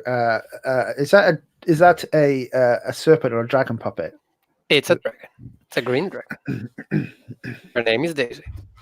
Well, in that case, the Odin figure looks at Sai and says, "You are right. The serpent has awoken. Loki has slipped his shackles and will bring mischief to this town. You have been chosen to defend." What? Have you met Sai? All of you have been chosen I love to Sai, defend. but I don't. Have you eaten his Okay, man. brownies? You muted. Marco. I offer a brownie to Odin. and another one to the raven. Like a raven-sized brownie. Yeah. I don't touch those. Yeah, I don't think Sai needs any more weird. You know what I'm saying? I don't think there's any weed in them. They're just awfully great brownies. So, so you sort of the raven sort of chomps down and goes, "Hey man, this is so much better than the goat and beer we get around here. You should stick around." Wait. This place looks cool. What do you mean the snake has awakened the serpent? What serpent? What are you talking about? Who are you? What is this? So, I am the All-Father Odin. Said, my sons are elsewhere. I need new heroes. You will bear the elements and you will save your community. I'm asleep, right? Why are you guys in my dream? Each of your wrists appears like a silver encrusted Nordic-looking bracelet. Dude, this is totally sweet. I thought I was gonna have to like write a paper, and now I get like a rockin' armband. This is not actually happening. That can't possibly actually be happening. It sounds like to me you want to roll keep you cool. Yep. Yeah, keep you cool. Who? For Sai. Yeah, maybe. Ooh, wonderful. Now I got a 1 and 1. Not keeping my cool. Also, So I have a negative 2, so it's 0. Yeah. So how do you freak out on boxcars? You failed, and when you do fail, do remember to mark an attitude as well. Oh, good. And that's, I forgot to remind people of that. But if you have failed, I think there was at least one other fail on moves. Remember to mark an attitude. Your attitude tops out at 5. So how does How do you freak out and cause merry hell in the halls of Valhalla? I probably kind of put my hand in my bag and start looking around for things, and I get nervous because I can't find anything that fits this situation. I take my hand out of the bag and start screaming. So having a panic attack. Yeah. Is anyone going to help? I get a 0. How could they possibly help? Ooh. Yeah. Can we help if he has a 0? Yeah, you can help. It's a fail. There's a 0. It's just a fail, right? So someone can work together, give attitude, calm down. You can effectively trying to support someone, right? There's not quite a support move. Doesn't Bobby B have a support move? If no one's gonna slap me, I'm gonna slap myself. In fact. Yeah, pep talk him into it. Yeah. Yeah, I do have a pep talk. Let me make sure I read the text exactly. Encourage a teammate with a short pep talk. I gave 1 attitude, or clear 1 damage. So I do like a sweet dive roll from where I've been on the ground out of my dance position over to where Sai is, and I'm like, yo, Sai, like, weird? That's your thing, man. Like, of all of us in the crew, like, you're the one who's going to be able to figure this out. I know it. Like, if anybody can figure out a bunch of weirdos in the middle of nowhere, it's you, brother. I don't even have my horns ready. That's okay. You improvise, right? Like, with whatever you have. I've seen you do some crazy stuff with a wooden spoon, man. I have complete faith in you. So, but like, don't let these dudes intimidate you. You've got Dami with his brownies, and you've got Blake and I as your b-boys, and we're all here to back you up. Use that weird, man. You got this. Okay. Don't you need to roll or something? Probably.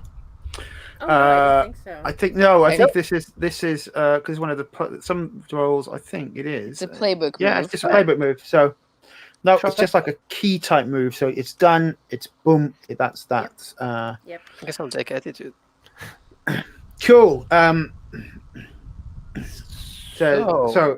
Odin says, I gift you with the power of the elements. And you can see symbols cut into the arm bracelets. It says, even now, the frost giants awake. And you can see points to a cauldron. And out of that mist of the cauldron, you can see frost giants. And the frost giant is close to the small roller coaster in Blake's father's roller coaster in the amusement park. And I gift you my raven, Hugin, to guide you. You can just call me H, says the raven. I'm down. I like your moves. He slams his spear down and says, what am I supposed to do with the bracelet against the giant? You will know. Bang, and the staff hits the ground. You appear in the middle of the funfair, and then underneath you see "to be continued." ... Yes. And my favorite ride. Cut there as we're approaching the end of our play time with the character set up, and we'll go straight into using the combat moves and fighting frost giants in an amusement park at the start of next session, folks. Awesome. Is that okay? So I'd like to do some stars and wishes, and I'm going to quickly do a round of thorns. Anyone not done stars or wishes or roses or thorns before? Just before I go into them.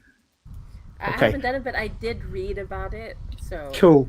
So it's a common part of I think Gauntlet play culture. It's a bit of our cool down at the end of a session. playing the game recently, we didn't do it, and it's like really weird not to. I use it in most of my face-to-face groups as well now. So start, you point at one player normally, and I do like if you can shout out to one player rather than just to everyone, to say what you really liked about what they did in the game today, because it will encourage them for being awesome. Okay, a wish is something you might like to see in the next session, or a development you might like to take further in the game, and that helps me as a GM to sort of lean into what you're asking for. A thorn, and stars and wishes get used, but there's also rose and thorns. Thorns is something that you maybe have got stuck on, or you didn't like, and I think you can make that sort of really what I'm thinking about here is mechanical. We've just gone through the character generation and world building phase of this game, so I'd like to get any positive and negative thoughts you have about that, just so I can feed that back to the game creator. So I'm going to go in. I'm going to go actually to Pearl first, because I know Pearl's done this many times, and then I'll go around the group from there.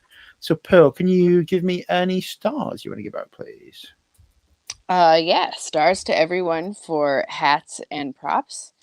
And general leaning in to 90s things. We've mostly done sort of like setting and character creation, not too much scene stuff thus far, but I feel like we've created a really fun environment, both like back at Jam and Jay's and wherever, and also with each of our characters. I love that we have like a hippie and a weirdo and like we're breakfast clubbing it up a little bit. It's great. Dave, as always, I love the way you make settings feel really real, like right off the bat, as a GM. So I feel like this is going to be a totally tubular game, and I want to give stars all around. Cool. Thank you very much. Erez, have you got any stars you want to hand out, what you really like seeing, or a particular thing from a character you want to spotlight? So I'm not usually good at this, but I'll spotlight Pearl for getting completely into character. Thank you. To the point where I'm pretty sure she's Bobby B. In real life. The least jock person ever, which is why this is so fun, but thank you. I mean, jock. Duo dancing, but yeah. Awesome. Jamie, have you got any stars you'd like to hand out? I think there was so much that I loved, but my favorite star was when I suggested the Starscream character, and Dave just like jumped in like, yes, this is what they're like. That was super fun. But if I had to give a star to a player moment, I also really loved when Bobby B and Sai were like freaking out about the essay thing. That was super funny, like the numbers going back and forth. That was super hilarious. I love that. I didn't freak out. I just gave the number. Oh no, Bobby did. Bobby totally freaked out. Marco, any stars from you? I really liked Bobby B's pep talks. And I also would like to star the using the first scene to develop things about our characters from the character sheet instead of just randomly picking them by reading it and not having, you know what I mean? Like, I like the way you kind of wove some of that character creation part right into the, the starting scene of the game. Cool. That's my favorite piece of playing Powered Box of games. Is like you write my setting for me, and then I'll just lean into you. That is cool for me. I've loved the world we built. I'm really looking forward to running this for another 3 sessions. But my big start, there's 2 things that stepped out, which is really getting the idea of the Sai's not quite like the rest of you banging the damn whack-a-mole with the tray, and also with Dommy, every time something gets out of hole, he's got like an infinite supply of brownies that he just jams in someone's face. Right, eat the brownie and shut up. Which is not a bad way to deal with things. So love it. Awesome. Thank you for that. I'm really looking forward to the next session. I'm going to go for wishes next. I'm going to go in reverse order. Marco, have you got any wishes you want to have? Anything you're looking for next time? I'm sorry, can I pass? And if I think of something, but I think hearing other people absolutely might trigger. I don't want to put anyone under pressure. If you haven't got a wish, you don't have to have one, but we'll come back and I'll do a final chat with you. So, Jamie, anything you want to really see next time, or any wishes for character or story development? Yeah, actually, I really want a chance for Blake to sort of out themselves as a geek. Like, I'm wondering if there could be an opportunity for like a Star Trek-in moment, or knowledge about Odin and the rest to like save the day. That'd be super funny. But yeah, I'm just looking forward to working up Blake, and I really love the fact that it's taking place at the amusement park. I think that's going to force Blake into actually caring about something, so I'm looking forward to that. Yeah, and I recognize, folks, I forgot to complete our connections and our characters. After we've done the big fight, we will go back next session and just finalize our connections. And Eris, have you got any wishes for you? I want to fight a giant ice giant with a rubber chicken. A giant weird rubber chicken. Cool. No, I want to fight the ice giant with the rubber chicken. Electrified rubber chicken. You want to fight? Okay, got it. I want to fight. You want to fight, definitely, but you want to fight in a weird way. Yeah, fight with comedy, i.e. rubber chicken.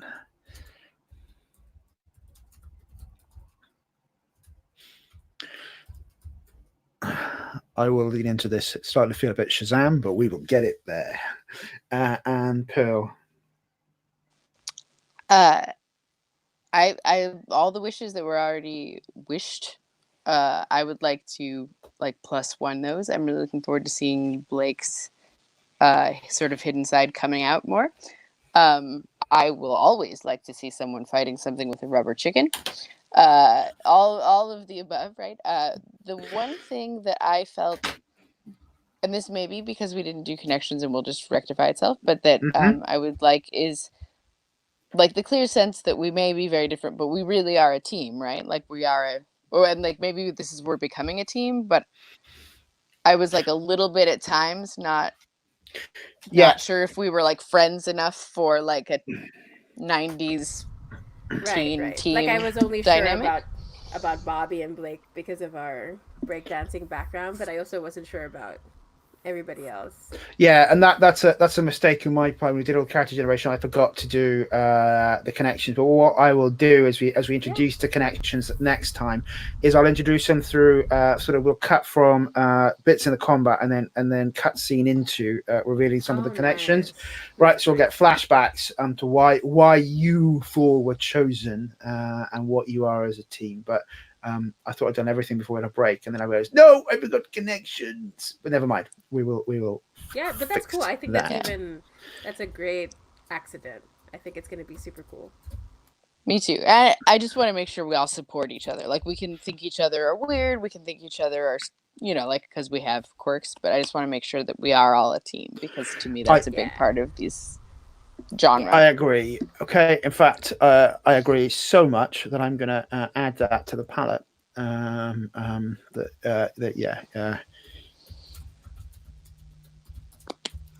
got to add you all friends no matter your differences, because that's the sort of thing that definitely happens in a 90s TV show. Marco, did you have a thought then on any wish that you have? Actually, it just got covered. I had thought of something, and then Carl mentioned it. It was that we didn't do connections. Cool. And okay. So, yeah, no, I'm all good. Grand. The answer to this can be no if you want, but does anyone have any thorns on the system or the way it works, or any concerns or positives or negatives about how you found the mechanics so far? I think so. Yeah, I Not really. yet. No, are we focusing on the thorns first, or? Yeah, let's go for some thorns. Yeah. Any thorns? So, Jamie, have you got any that you want to? Hmm. Yeah, none so far. I'd like to really feel out the system first, but like, Mm-hmm. I think my only concern was that there there isn't like a comfort move, a support move, but I feel like does that apply under give attitude? So I definitely want to experiment first. Yeah, we can because there's like a team. There's a work together team move which we can use, and then give attitude is effectively yeah. How about a teammate say what you tell them will do to assist? So actually, there's no role for it. You can just do it, but then you can transfer your attitude to them. But we'll definitely lean into trying some of that next time. Any other thorns from anyone? Anything that anyone didn't like or found unclear in the character generation? I don't think so. Cool. Then we'll have to again after we've done some big ass robot fighting or frost giant fighting next time around. So I'm going to end the broadcast there, folks.